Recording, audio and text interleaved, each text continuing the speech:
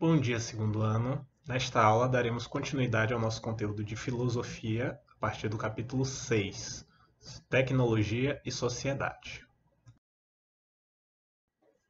A tecnologia, obviamente, faz parte de nossas vidas. Estamos tendo este contato agora justamente graças a ela. O que nós devemos entender é que, na verdade, a tecnologia sempre fez parte da vida humana. A forma como o ser humano se relaciona com o mundo ao seu redor sempre se deu, em grande parte, graças à tecnologia. Podemos entender como tecnologia toda aquela atividade humana que transforma o mundo ao seu redor, ou seja, aquela atividade intencional do ser humano em que ele utiliza o seu conhecimento para transformar tudo aquilo que está ao seu redor, tudo aquilo que é dado pela natureza. O filósofo inglês Francis Bacon ele já apresentava o conhecimento como justamente um meio do ser humano dominar a natureza, ou seja, através do conhecimento do mundo ao seu redor, o ser humano teria a capacidade de transformá-lo, diferente dos outros animais, que são simplesmente governados pelas leis da natureza. O ser humano não, ele é capaz de buscar meios de contornar essas leis, de buscar se adaptar. Desse modo, devemos entender a tecnologia não somente como algo dos dias de hoje, mas sim algo que sempre fez parte da vida humana. O que diferencia os dias de hoje dos tempos anteriores é que justamente que hoje em dia a tecnologia está muito mais avançada. O ser humano tem a capacidade de transformar aquilo que está ao redor dele em muito maior escala, muito mais rápido. Autores como Karl Marx, que já vimos em sociologia, buscaram discutir como é que a tecnologia impacta na vida humana. E o que o Marx observou é que, se por um lado a tecnologia facilita a produção, facilita a construção de coisas novas, ela, por outro lado, não necessariamente significa que o ser humano passa a viver uma vida melhor.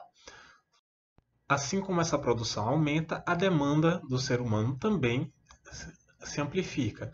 E o seguinte, não é todo mundo que vai usufruir dos frutos dessa tecnologia. O Marx observa que boa parte da população trabalha, é explorada, enquanto que uma minoria é que realmente vai colher os frutos de todo esse avanço tecnológico.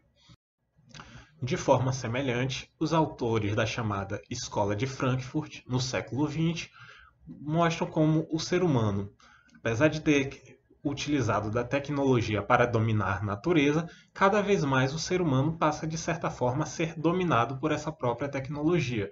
Então, o que esses autores estão trazendo é que, se por um lado a tecnologia trouxe certas facilidades, por outro também ela não significou uma maior liberdade do ser humano. Porque, por exemplo, se agora o ser humano pode produzir muito em pouco tempo, isso não implicou uma redução da carga de trabalho, por exemplo, dos operários. Os trabalhadores continuam trabalhando basicamente, ou até mais em alguns casos, do que antigamente.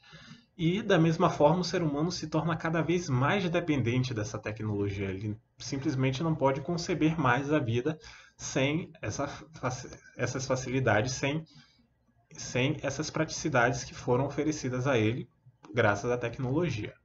O filósofo e sociólogo Pierre Levy também traz a questão de que, se por um lado a tecnologia traz muitas facilidades, essas facilidades não são para todos. Ou seja, enquanto que alguns poucos usufruem dessa facilidade, muitos não têm acesso a isso. Dessa forma, o Levy argumenta que, longe de criar uma sociedade mais igual, a tecnologia, na verdade, muitas vezes termina por aprofundar as desigualdades já existentes na sociedade. Podemos observar essa desigualdade na divisão internacional do trabalho, por exemplo. Os países desenvolvidos, industrializados, eles são os países que produzem tecnologia, são os países que têm tecnologia em primeira mão, enquanto os outros países em desenvolvimento estão sempre correndo para tentar alcançar. E são países que se caracterizam, por exemplo, pela produção de matérias-primas, ou seja, são países que pagam caro para ter acesso à tecnologia, enquanto os países já desenvolvidos têm acesso a essa tecnologia muito mais barato. Então, podemos observar, para concluir, que a relação do ser humano com a tecnologia é bastante ambígua, ou seja, ela possui dois lados. Por um lado, a tecnologia realmente facilitou a vida do ser humano em vários aspectos, seja a saúde, a produção industrial, etc. Mas, por outro, a tecnologia também, de certa forma, serve como instrumento de dominação. Então, como atividade, eu deixo para vocês a leitura do nosso material didático e também peço que vocês, resumidamente, respondam essa seguinte pergunta. Vocês podem fazer uma produção aí de umas 10 linhas. A tecnologia, afinal de contas, ela liberta ou aprisiona o ser humano? É isso, continuamos na próxima aula. Até mais.